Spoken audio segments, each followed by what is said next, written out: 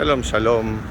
Una anécdota del rabino Obadiah Yosef mientras todavía estaba en Egipto, su lugar natal de nacimiento y donde vivió muchos años.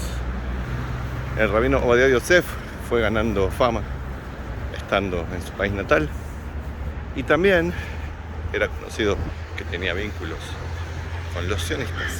Y una vez del gobierno de Egipto llegó la policía secreta a hacer una requisa, una inspección en la casa del rabino Obadiah Yosef, buscando armas que supuestamente el rabino estaba escondiendo para actividades de los sionistas.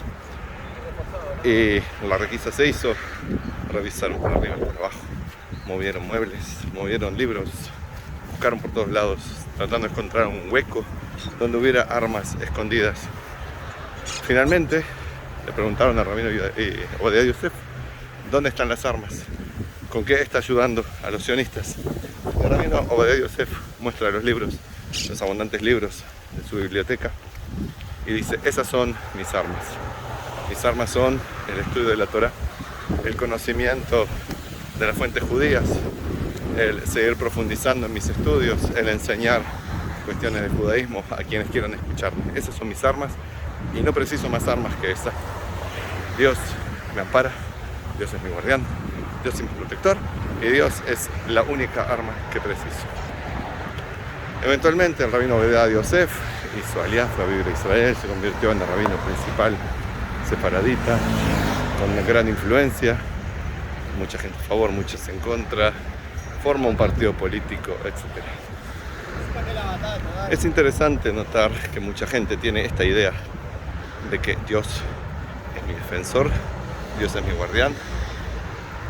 No precisamos hacer cosas materiales, tener las armas para la defensa física. No precisamos un ejército material como tiene el Estado de Israel, el Tzal, la Fuerza de Defensa de Israel. Tomamos el ejemplo de aquel que habló de tener a Dios como su escudo, al que nosotros recordamos como Maguen David, el escudo de David, que la gente suele asociar con el Zion, la estrella de David, suele asociar con un escudo físico de soldado. En realidad, cuando David fue a enfrentarse él solito, chiquitito, debilucho físicamente, contra el inmenso y poderoso Goliat, él dijo: Dios es mi Maguen, Dios es mi defensa, mi escudo. Y de ahí quedó el Maguen David. Es Dios el que defendió a David. Y eso fue lo que le dijo al filisteo: yo vengo en el nombre de Dios a defender el honor de Dios, del rey, del pueblo judío.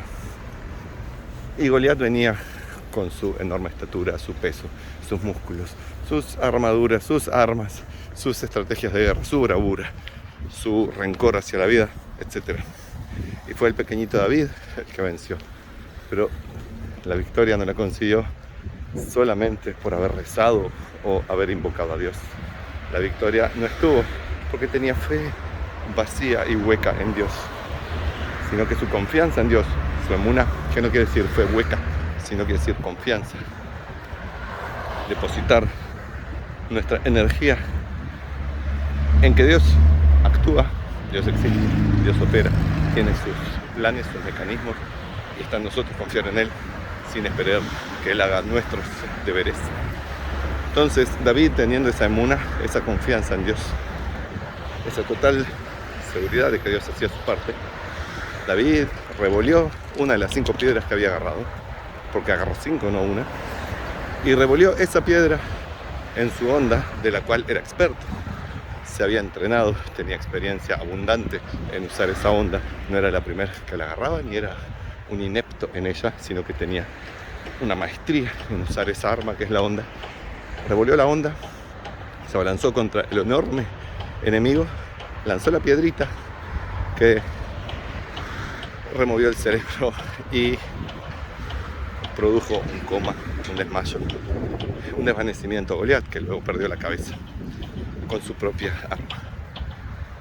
Si David se hubiera quedado sentado estudiando y diciendo: Dios es mi salvación, confío en el milagro, aleluya hermano, ¿qué hubiera ocurrido? No sabemos, la historia no se hace con qué hubiera pasado, pero seguramente que el gigante lo hubiera aplastado. ¿Por qué? Porque no tenía problemas en hacer eso y hasta ese momento así había ocurrido. Sí, quizás hubiera caído un rayo del cielo que perforara el cerebro de Goliat, o un meteorito hubiera justo caído en ese momento y lo hubiera aplastado, o un dinosaurio se hubiera levantado y se lo hubiera tragado, o hubiera habido algún acontecimiento estratosférico. Pero no, lo que la Torá claramente recalca, el Tanaj recalca, es que David rezaba, confiaba en Dios, proclamaba a Dios, no era simplemente un lema, no lo hacía como un religioso hueco de entendimiento llevado por una pasión ciega, sino que su confianza lo llevaba a moverse y a actuar materialmente, hacer lo que hay que hacer, entrenarse, ser experto en el arma que iba a usar, saber qué piedra tenía que levantar, saber cómo dispararla, dónde dispararla, cuándo dispararla. Era un entrenado para eso, no era alguien que caía en paracaídas de repente sin saber qué estaba haciendo. Así como Goliat era tremendo guerrero, David era tremendo guerrero, con armas diferentes. Por supuesto que el arma de la espiritualidad, por supuesto que el arma de la confianza de Dios, de tener ese Maguen David, ese escudo protector que es Dios, la confianza en Él.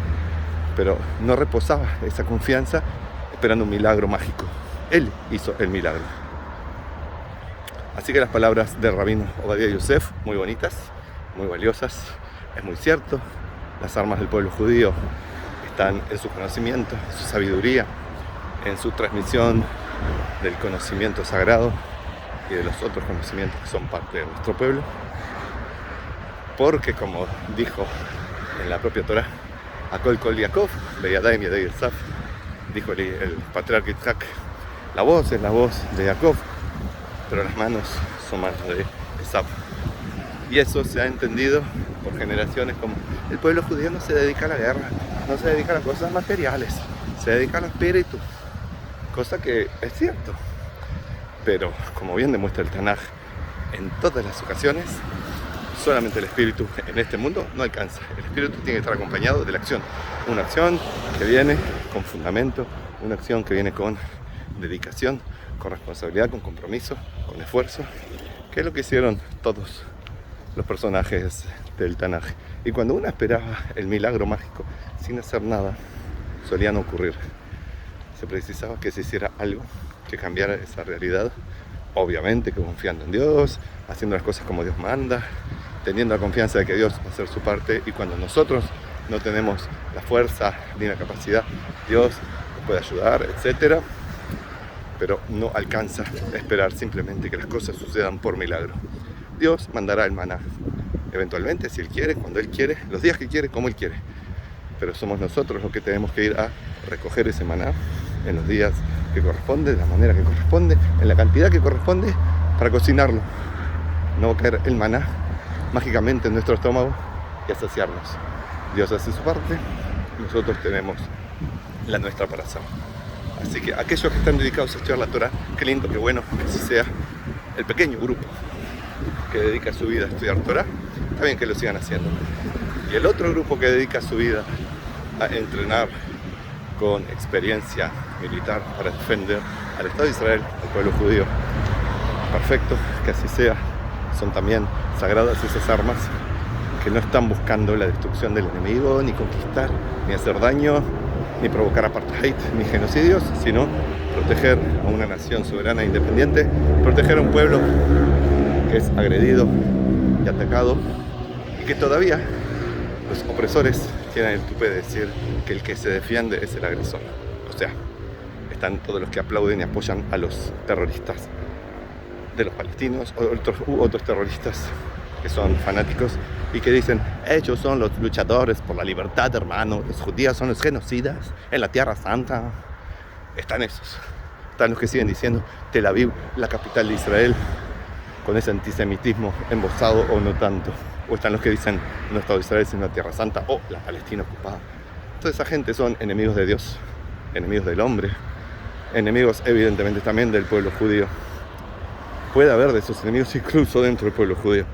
Son gente bloqueada, por más que use vestidos que hacen parecer que son muy conocedores y muy sabios. Como sea, el tema no iba por sionismo y por el amor a la tierra de Israel, sino por el amor a Dios que nos lleva a actuar y mejorar este mundo y no esperar que Dios nos haga todos los mandados. De mi parte te deseo que puedas confiar en Dios, rezarle, hacer tu parte y provocar que este mundo esté mejor, con tu vida mejor. Shalom y bendiciones.